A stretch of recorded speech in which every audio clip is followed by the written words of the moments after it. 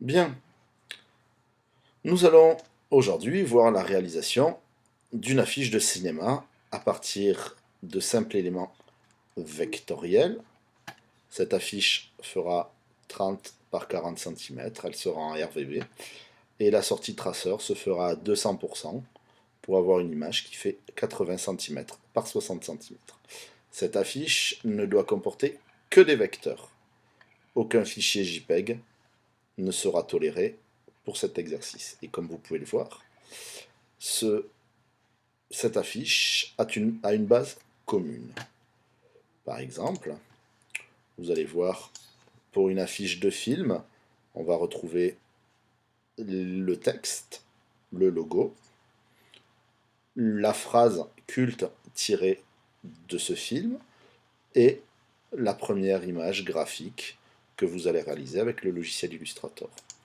Vous pouvez avoir aussi une affiche de série télé, dans laquelle on retrouve cette fameuse phrase culte, le nom de la série, la personne qui l'a dite et la date. Vous voyez, on revoit exactement les mêmes éléments communs, le fond uni, la bordure déchirée, même si les colorisations sont différentes, on retrouve le logo, le nom de la personne, le nom du film, le trait, les personnes qui ont cité cette phrase, l'élément graphique, qu'il soit simple ou plus complexe. Le but étant de réaliser entièrement cette image sous Illustrator. On voit la prédominance du texte et de l'image, c'est à peu près 50% de la surface de l'affiche.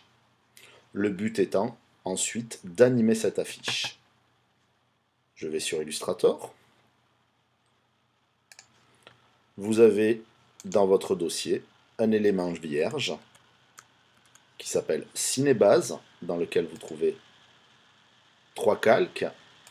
Le premier calque étant le calque pliage qui doit apparaître sur toutes vos affiches, le calque cadre et le calque texte que vous aurez à modifier puisque le logo devra être adapté à la couleur de votre affiche, modifier le nom, le prénom de l'acteur et la date du film. On regarde un résultat finalisé. On voit ici donc le résultat finalisé. On retrouve nos différents cadres, le fond, le cadre blanc, le premier fond de couleur qui vient donner de la couleur à mon plissé, le deuxième cadre couleur qui vient de donner un fond à ma surface dans laquelle je vais mettre mon texte et mes images. On retrouve le logo de Maximiavox adapté avec la bonne couleur, le texte adapté au dessin animé qui est présent, le visuel que l'on a créé entièrement sur Illustrator, le premier mot que l'on va trouver, ce visuel étant entièrement réalisé sur Illustrator, et ensuite le dernier calque sur lequel la phrase a été mise. Chaque élément devra être animé ensuite via le logiciel Photoshop.